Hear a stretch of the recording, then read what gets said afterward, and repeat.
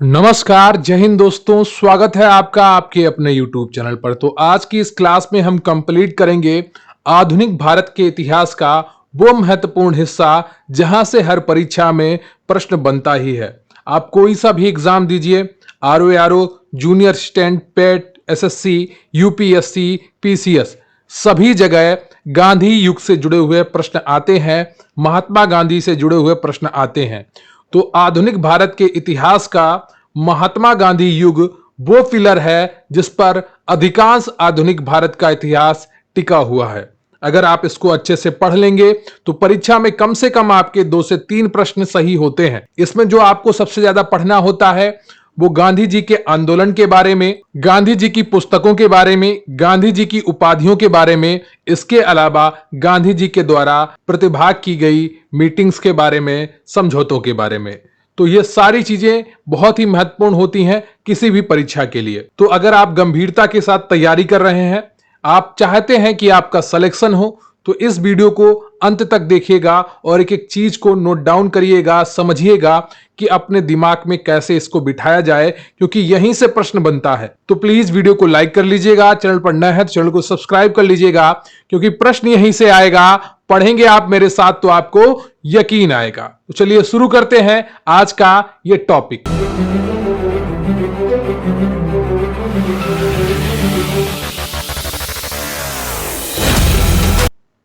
तो एक बार हम सबसे पहले महात्मा गांधी जी का संक्षिप्त जीवन परिचय देख लेते हैं। मैं एक बार आपको और सलाह दूंगा। आप में से अधिकांश लोगों को, कुछ लोगों को लगता है कि गांधी जी ने ये किया, गांधी जी ने वो किया, गांधी जी बहुत बुरे थे। देखिए, आपका इन सब चीजों से कोई लेना देना नहीं है, ठीक है।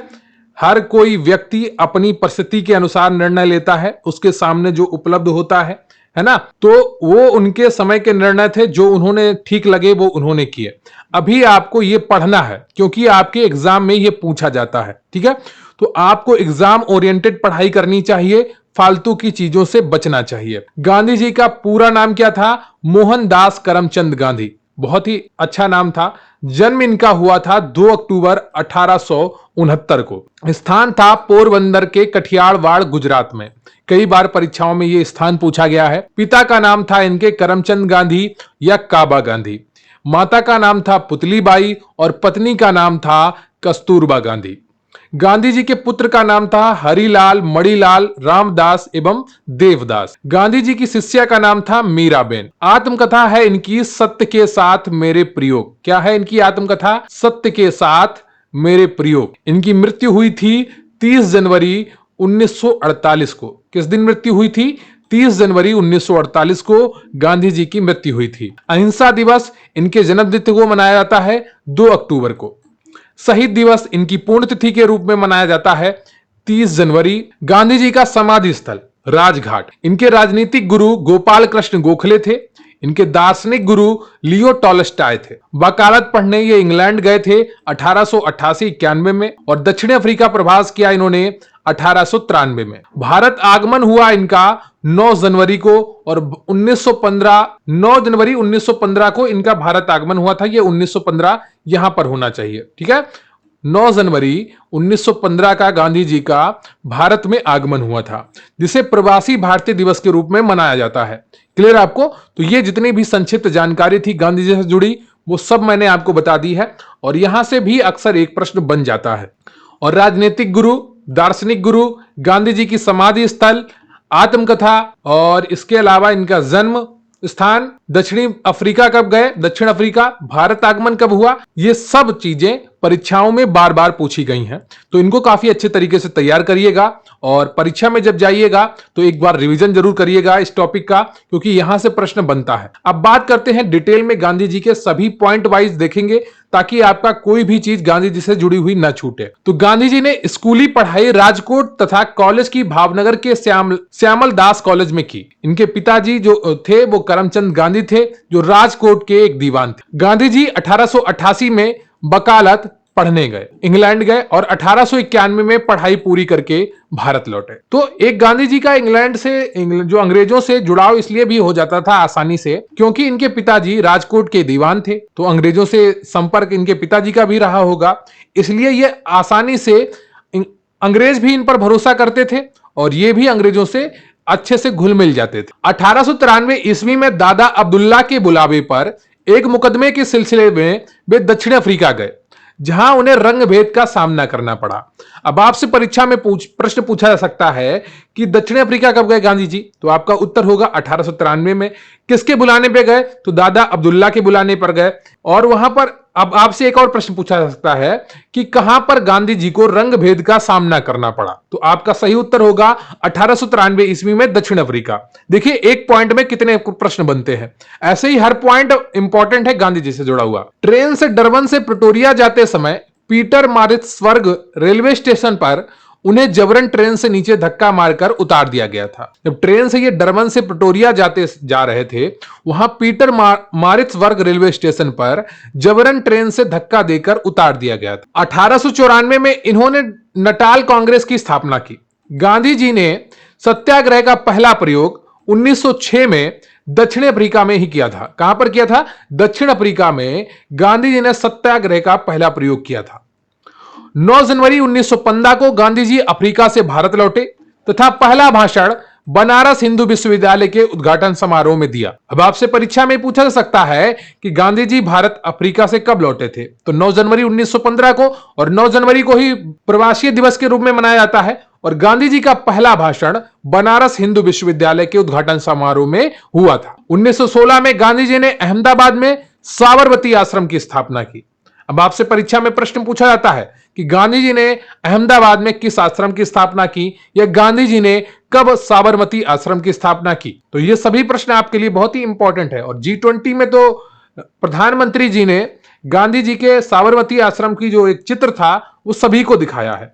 तो ये गांधी जी का आश्रम इस समय बहुत ही ज्यादा चर्चा में है और आपकी परीक्षा में ये पूछा जा सकता है। गांधी जी ने भारत में सत्याग्रह का पहला प्रयोग 1917 में बिहार के चंपारण में किया, जो नील की खेती के तिनकठिया प्रणाली के विरोध में था। यह भी इंपॉर्टेंट लाइन है, यहां से परीक्षा में प्रश्न बनते हैं। गांधी जी ने भारत में सत्याग्रह का पहला प्रयोग 1917 में बिहार के चंपारण में किया।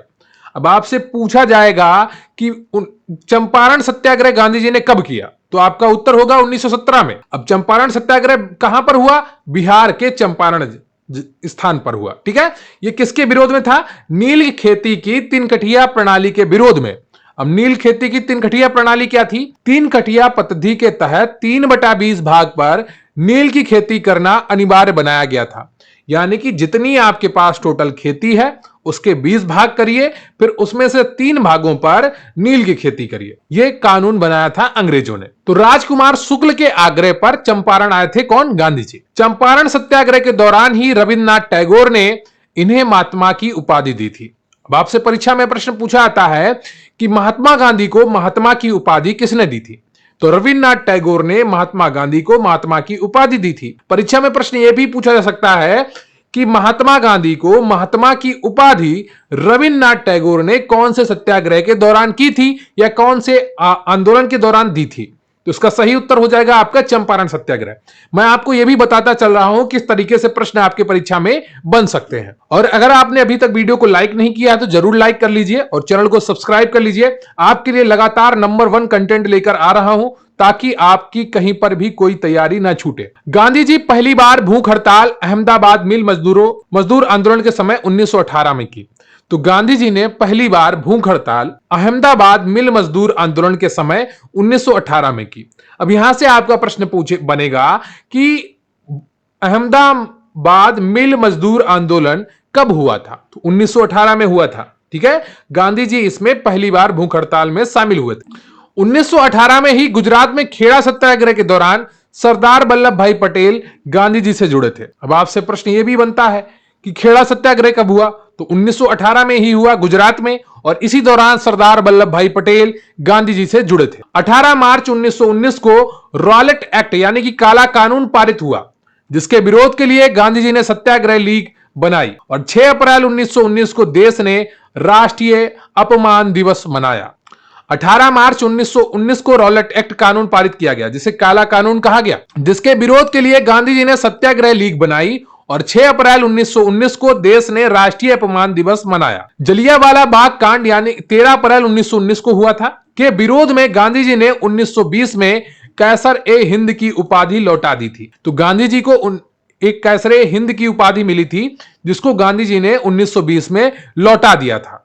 31 अगस्त 1920 को महात्मा गांधी द्वारा खिलाफत कमेटी के अध्यक्ष बनाए गए थे। तो 31 अगस्त 1920 को महात्मा गांधी खिलाफत कमेटी के अध्यक्ष बनाए गए थे।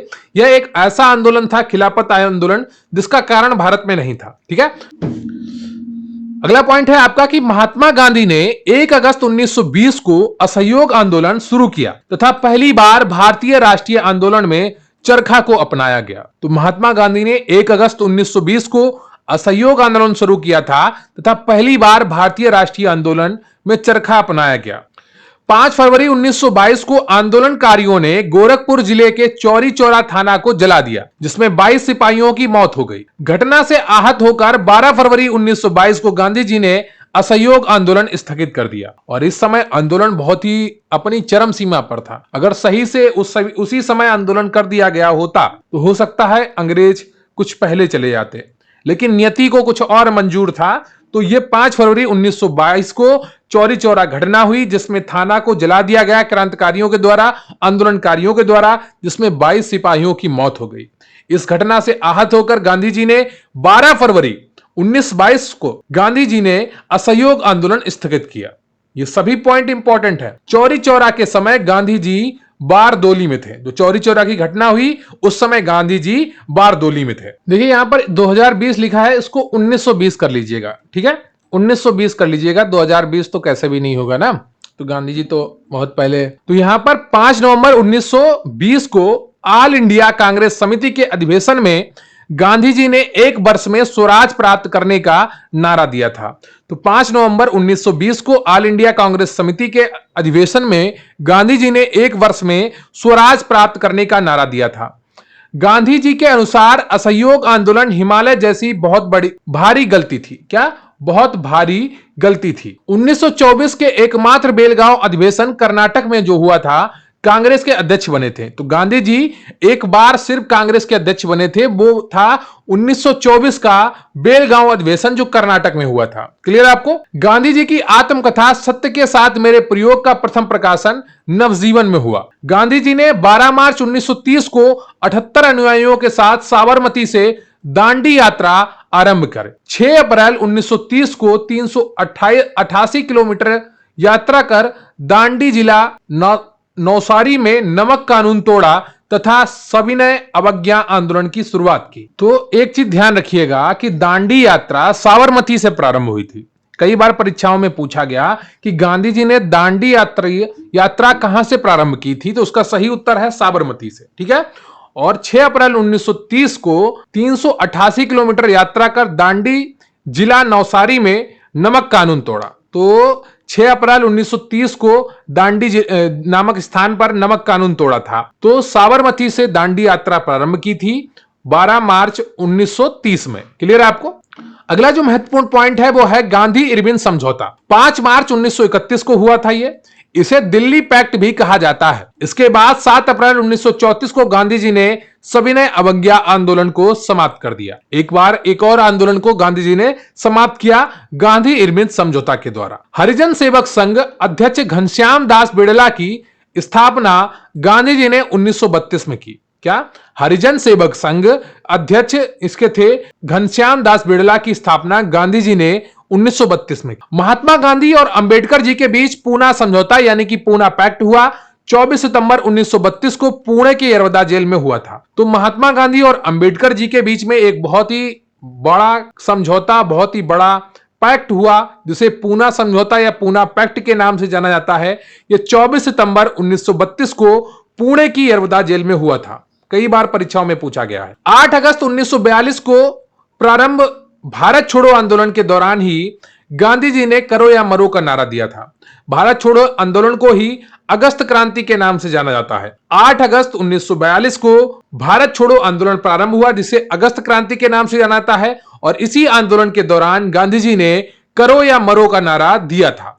9 अगस्त 1942 को गांधी जी को गिरफ्तार कर पूना के आगा खां पैलेस में रख दिया गया। 1931 में लंदन में हुए द्वितीय गोलमेज सम्मेलन में गांधी जी ने कांग्रेस का नेतृत्व किया था। द्वितीय गोलमेज सम्मेलन में गांधी जी SS राजपूताना नामक जहाज से इंग्लैंड पहुंचे थे। कई बार परीक्षाओं में पूछा गया है कि गांधी जी ने कौन से गोलमेज सम्मेलन में भाग लिया था, तो 1931 में लंदन में हुए द्वितीय गोलमेज सम्मेलन में गांधी जी ने कांग्रेस की ओर से भाग लिया था। 1934 में गांधी जी ने कांग्रेस से त्यागपत्र दे दिया था। 15 अगस्त 1947 को स्वतंत्रता मिलने के समय गांधी जी कोलकाता के नुआखली में थे। नाथूराम गोडसे ने गांधी जी की हत्या 30 जनवरी 1948 को बिड़ला भवन दिल्ली में की थी। तो इस तरीके से गांधी जी का पूरा जीवन संपन्न हुआ। अभी क्लास खत्म नहीं हुई है, अभी कुछ और पॉइंट भी बाकी हैं। आप बस ध्यान दीजिएगा कि जितने भी मैंने इंपॉर्टेंट पॉइंट बताए हैं, हरिजन सेवक संघ है, गांधी इरविन समझौता है, दांडी यात्रा है, सब इंपॉर्टेंट है। जितना भी इसमें है सब इंपॉर्टेंट है, सभी अपने आप में एक प्रश्न है। कुछ मोर पॉइंट्स और हैं। सत्याग्रह का प्रथम प्रयोग गांधी जी ने अफ्रीका में 1906 में किया था। भारत में प्रथम सत्याग्रह चंपारण में 1917 में था। प्रथम जन आंदोलन असहयोग आंदोलन था। प्रथम किसान आंदोलन चंपारण सत्याग्रह था। प्रथम भूख हड़ताल अहमदाबाद मिल मजदूर आंदोलन 1918 में 3 दिन तक की। महात्मा गांधी की उपाधि रविन्द्रनाथ टैगोर द्वारा दी गई, बापू की उपाधि जवाहरलाल नेहरू के द्वारा दी गई और राष्ट्रपिता की उपाधि सुभाष चंद्र बोस द्वारा दी गई।